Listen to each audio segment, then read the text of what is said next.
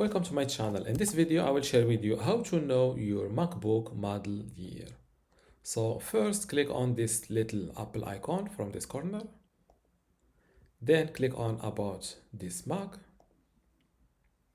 And here, next to your screen size and processor type, you will see your MacBook model year.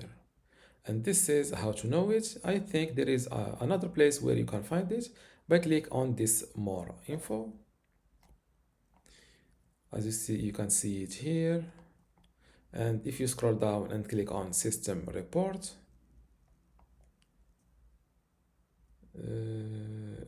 no, it is not available here. Here you can only see the model name, model identifier, and also the model number.